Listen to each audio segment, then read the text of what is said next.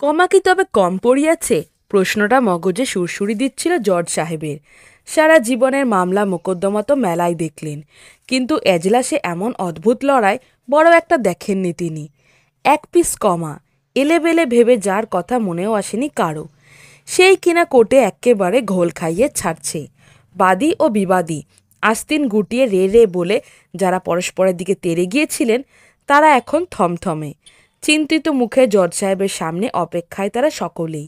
হার জিত বা হাসি কান্না সবই ওই কমাশ্রীর করকমলে বন্দি।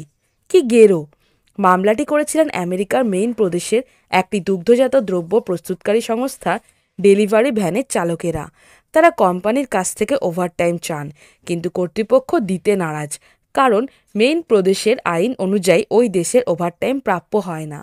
কিন্তু তা বললে চলবে কেন?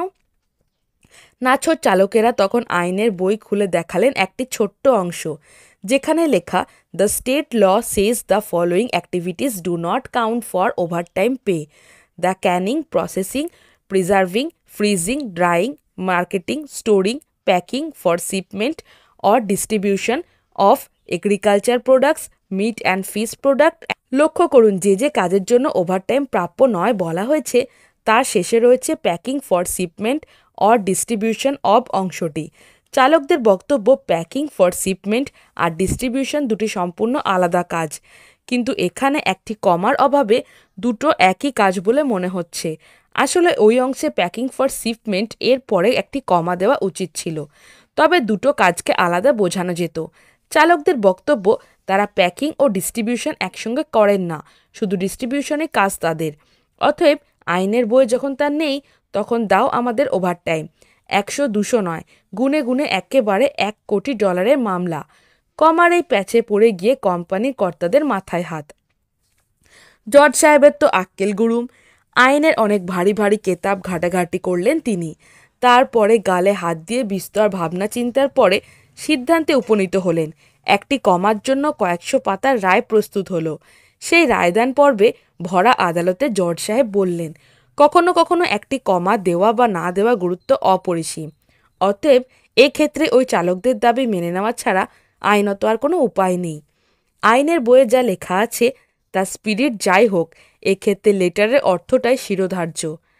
বিদ্বজন মহলে এই কমার একটি গালভরা নাম আছে, অক্সফোর্ড কমা। একে নিয়েও বিতর্ক কম নেই। অনেকের মতে এটি অপ্রয়োজনীয়, আবার অনেকে মনে করেন ক্ষেত্র বিশেষে অক্সফোর্ড কমা না বসালে নানাবিধ কেলেঙ্কারি হতে পারে।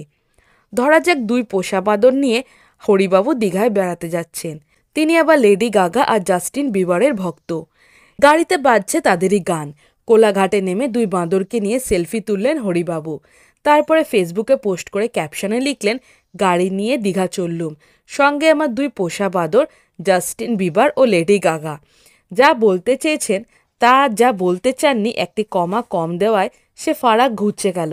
জাস্টিন বিবার আর লেডি গাগা হয়ে গেল হরিবাবুর পোষা দুই বাঁদরের নাম। কি কেলেঙ্কারি! এক্ষেত্রে জাস্টিন বিবারের পরে একটি কমা দিলেই কিন্তু ল্যাটা চুকে যায়।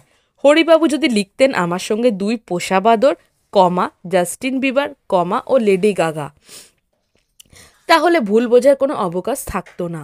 ইতিহাসের পাতায় এমন নজির ভুরি ভুরি, যেখানে একটি কমা কম পড়ায় বা ভুল জায়গায় বসায় বক্তব্যর মানেটা পুরোই বদলে গিয়েছে। এখন অবশ্য সংক্ষিপ্তায়নের যুগ।